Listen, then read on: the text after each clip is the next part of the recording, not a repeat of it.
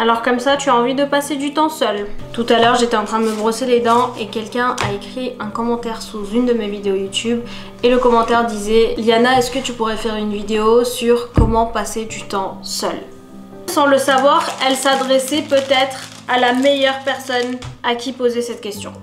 Pas parce que j'ai fait énormément de recherches sur la solitude, sur le besoin de passer du temps seul et comment passer du temps seul, mais tout simplement parce que je fais ça depuis très longtemps. Du coup, je pense que je peux vous donner quelques conseils. Déjà, avant de commencer à vous donner des conseils sur la manière dont vous pourriez passer du temps seul et surtout aimer passer du temps seul parce que c'est le but, je me sens vraiment obligée de faire un petit disclaimer parce qu'il faut savoir que aimer passer du temps seul, c'est merveilleux. Sur ça, il n'y a aucun débat possible. Mais il faut savoir que c'est merveilleux que quand on aime passer du temps seul, parce que sinon ça peut devenir toxique très vite. Mais on reparlera de ça en fin de vidéo. Déjà, il faut savoir qu'il y a des gens qui sont de nature plus ou moins sociable et c'est quelque chose qu'il faut prendre en compte. Par exemple, pour ma part, je sais que quand je passe du temps avec beaucoup de monde, et même si ce sont des gens que j'aime énormément, pour qui je ferai tout, et ce sont des gens avec qui je passe un merveilleux moment, bah, je sais qu'une fois rentrée à la maison, je vais limite avoir besoin de dormir pendant une journée entière, tout simplement parce que j'ai vraiment plus aucune énergie. Du coup, bah, j'ai besoin de récupérer. Et aussi 99,9% du temps, quand je vais avoir le choix entre faire quelque chose avec quelqu'un et faire cette chose-là seule, bah, je préfère faire cette chose-là seule. Il y a des gens qui vont avoir plus de facilité à passer du temps seul et à aimer passer du temps seul. Limite, c'est quelque chose de nécessaire parce que et je dis on parce que je fais partie de ces gens-là, ben, on est de nature solitaire. Et comment vous dire que ça fait maintenant des années que je passe du temps seule et je me suis créé toute une routine et un tas de choses que j'adore faire et qui font que j'apprécie énormément ma solitude. Alors comment faire pour passer du temps seul et apprécier sa compagnie? Déjà, si tu n'as pas l'habitude de passer beaucoup de temps seul, c'est tout à fait normal qu'au début ce soit difficile d'aimer passer du temps avec soi. Ce qui est cool, c'est que comme tout le reste, bah ça s'apprend. Bien évidemment, quand on dit passer du temps seul, ça veut pas dire seul et ne rien faire. Ça veut dire seul et faire des choses que tu apprécies faire seul. Ou du moins t'essayes d'apprendre à les apprécier seul. Par exemple, tu peux chercher à mettre à profit ce temps à trouver quelque chose qui te passionne. Tu peux découvrir ou redécouvrir des choses que tu aimes ou que tu aimais faire par le passé, comme par exemple la musique, la photographie, la peinture, le dessin. C'est exactement ce que je suis en train de faire. Je suis en train de créer des marque-pages parce que j'adore créer des marque-pages et je fais de l'aquarelle. Ça, c'est quelque chose que j'ai toujours aimé faire, dessiner. Bref, trouve quelque chose que tu aimerais vraiment faire, que ce soit le dessin, la peinture, la photographie ou la lecture. D'ailleurs, je pense que la lecture, c'est vraiment un des indispensables de tous les solitaires. Et s'il n'y a rien qui te vient à l'esprit, eh bien, ça tombe bien. C'est le moment de découvrir et d'apprendre de nouvelles choses. Par exemple, moi, je passe énormément de temps seule parce que déjà, je vis seule. Enfin, je vis avec Coupi, mais il dort tout le temps. Et ce que je vais faire pendant mon temps seul, c'est que 50% du temps, je suis en train de lire parce que j'adore lire. Sinon, je fais de l'aquarelle. Avec le temps, je suis plus trop film et série, mais en ce moment j'ai trouvé une série que j'adore. Je regarde Gilmore Girls tout le temps. Mais en vrai, ça reste exceptionnel parce que quand je suis pas accompagnée, je vais pas forcément regarder des films ni des séries. Mais j'essaye de travailler là-dessus parce que regarder des films et des séries quand on passe du temps seul, ça peut être cool aussi. Mais la chose la plus importante quand on essaye de passer du temps seul et quand on essaye d'apprécier ce temps qu'on cherche à passer seul, c'est de se créer une routine qu'on adore. Bien sûr, cette routine varie en fonction des personnes. Moi, par exemple, la routine que je me suis créée en dehors de mes cours et de mon travail, c'est que j'adore me lever tôt parce que j'adore me lever quand il fait encore nuit dehors. J'ai l'impression d'être seule au monde. Du coup, je me fais mon café. Mon café, pour moi, c'est une partie très importante de ma matinée. C'est-à-dire que si je me lève et que je me fais pas mon petit café et que je me pose pas devant quelque chose de cosy et que je n'allume pas de bougie, bah j'ai l'impression que ma journée elle se passe pas si bien que ça. Je me lève tôt le matin, je fais la balade de Coupi, je lui fais à manger, je me fais mon café, je m'installe et je regarde quelque chose de hyper cosy. En ce moment c'est Gilmore Girls. Mais avant Gilmore Girls, ce que je faisais c'est que je prenais mon café, je mettais une petite ambiance à la télé qui encore maintenant est sur la télé et j'allais tout simplement lire. Ensuite, moi je le fais pas personnellement mais je sais qu'il y a des gens autour de moi qui le font et qui m'en disent que du bien, c'est le journaling. Je sais pas si vous connaissez le journaling mais c'est le fait de tous les jours écrire quelque chose dans son journal, intime ou pas. Écrire ce qu'on pense et ce qu'on ressent tous les jours, ça peut être vraiment super bénéfique. Je pense que tout simplement ça permet de créer un espace mental plus léger. J'ai encore du mal à commencer le journaling, mais je me suis promise de m'y mettre. Du moins, je vais essayer pour voir ce que ça donne. Et c'est ce que tu devrais faire aussi.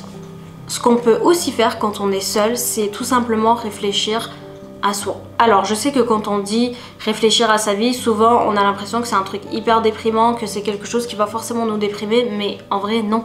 Moi, par exemple, puisque je passe énormément de temps seule, en vrai, réfléchir à moi et réfléchir à ma vie tout court, bah, c'est un peu inévitable. Et c'est très bien parce que réfléchir à moi et réfléchir à ma vie, mes objectifs, ça m'a permis de reconsidérer ce que j'aimais pas, de rajouter ou de supprimer des choses dans ma vie, tout simplement. Alors, il y a aussi l'exercice physique. Oh putain. Les gars, faire du sport, c'est très important. Et vous savez pourquoi je fais cette tête? Parce que je ne fais pas de sport. Mon seul sport, c'est d'aller de chez moi jusqu'à mon université et d'aller de chez moi jusqu'à mon travail et de rentrer chez moi. Et faire les balades de Coupi aussi. Je sais que ça compte pas et je sais que c'est pas bien. Il y a un moment dans ma vie où je me suis dit, allez, je vais inclure dans ma routine les étirements. J'ai fait ça pendant une semaine ou deux et après j'ai lâché. Mais vu que j'ai passé du temps hier soir seule, j'ai repensé à ça et je me suis dit, allez, là il va falloir que tu te motives et que tu fasses un peu de sport. Je vais y arriver, je vais caler ça dans ma routine quelque part. Alors, avec tout ce que j'ai dit, on peut avoir l'impression que passer du temps seul, c'est forcément que passer du temps seul à la maison. Non, c'est faux. Moi, j'adore passer du temps seul à la maison parce que j'ai la chance de vivre seule. Du coup, chez moi, c'est calme et puis je me suis créé tout un monde cosy chez moi et tout ce que j'aime faire, tel que la lecture, l'aquarelle, etc. Bah, c'est des choses que je fais chez moi. En vrai, je pense que je serais sortie beaucoup plus souvent pour faire les choses que je viens de vous citer dehors, dans une cafétéria, si je n'avais pas investi dans une machine à café. J'ai ma petite machine à café, ce qui fait que en plus de tout ça, je peux me faire un café comme on en trouve dans les coffee shops chez moi. Que demander de plus? Et c'est ça que j'entends par essayer de vous créer une routine agréable.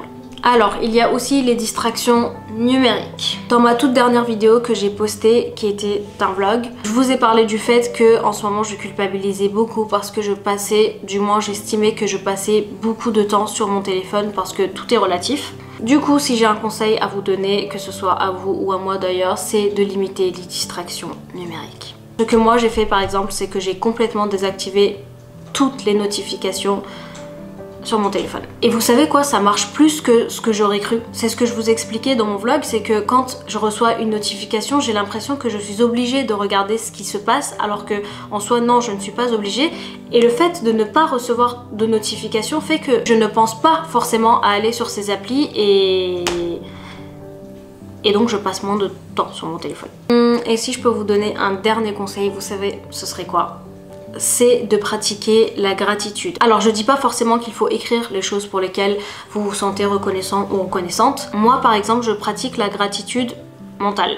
À force de pratiquer la gratitude mentale, bah, ça devient quelque chose de complètement naturel. Honnêtement, je me suis jamais posée et je me suis jamais dit bon là pourquoi est-ce que tu te sens reconnaissante, qu'est-ce qui te rend heureuse, etc. Ça m'est toujours venu de manière naturelle. Mais je sais que si ça ne me venait pas de manière naturelle, je me serais dit il faut que tu te poses et il faut que tu penses aux choses qui te rendent heureuse. Il faut que tu penses aux choses pour lesquelles tu es reconnaissante. Alors, exemple bête. Tous les matins quand je me réveille et que je prépare mon café, bah ça me rend super heureuse. Et ces derniers temps, pour les personnes qui me suivent, vous le savez parce que j'en ai déjà parlé plusieurs fois, j'ai commencé à mettre de la chantilly sur mon café et ça me rend heureuse. Et à chaque fois que je suis là en train de mettre ma chantilly sur mon café, je suis consciente en fait sur le moment même que c'est un détail qui me rend super heureuse et pour lequel je me sens reconnaissante. Bon, j'avoue, c'est un exemple bizarre, mais j'ai un autre exemple. Avant avec Coupi, quand on faisait nos balades, on prenait instinctivement l'ascenseur. Tout le monde prend l'ascenseur, voilà. Et il y a un moment où l'ascenseur ne marchait plus, donc on prenait tout le temps les escaliers. Et en fait, quand on monte les escaliers, Coupi, il y a tout le temps un moment où il s'arrête, il m'attend. Et juste ce moment où je vais vers lui et où il est en train de m'attendre et où il remue sa queue, bah en fait c'est un moment qui me rend super heureuse. Du coup maintenant l'ascenseur marche. Mais je ne prends plus du tout l'ascenseur, on prend tout le temps l'escalier parce que je veux voir le moment où il s'arrête, il se retourne, il me regarde et il m'attend et ensuite on monte ensemble. Encore une fois, exemple bête, mais à la fin, comme on dit, il n'y a que ces petites choses-là qui comptent. Donc pratiquer la gratitude c'est important. Bon, j'espère que mes petits tips vous aideront pour les personnes qui en avaient besoin à passer du temps seul, à apprécier, à passer du temps seul encore une fois. Mais comme je vous le disais en début de vidéo, il y a une petite distinction à faire entre la solitude choisie où on est apaisé et où on passe du temps qualitatif seul et la solitude telle que synonyme d'isolement. Passer du temps seul, comme je vous l'ai dit tout au long de cette vidéo, ça peut être super bénéfique, mais comme pour tout, il existe une limite entre un temps seul bénéfique et un isolement qui peut devenir nuisible. Profitez de votre temps seul, faites des choses qui vous rendent heureuse ou heureux, aérez votre esprit, reposez-vous, c'est super important de savoir passer du temps seul. Mais s'il vous plaît, n'oubliez surtout pas qu'il y a une différence entre passer du temps seul et se sentir seul. Passer du temps seul, c'est bien quand on est content de passer du temps seul, quand on fait des choses qui nous font nous sentir bien. Et passer du temps seul ne devrait pas nous faire nous sentir seul. Donc faites très attention à ça et dès que vous sentez que passer du temps seul commence à vous peser émotionnellement, sortez, voyez vos amis, voyez votre famille, vos proches, peu importe. Et n'oublions pas que toutes les bonnes choses deviennent mauvaises quand on en abuse.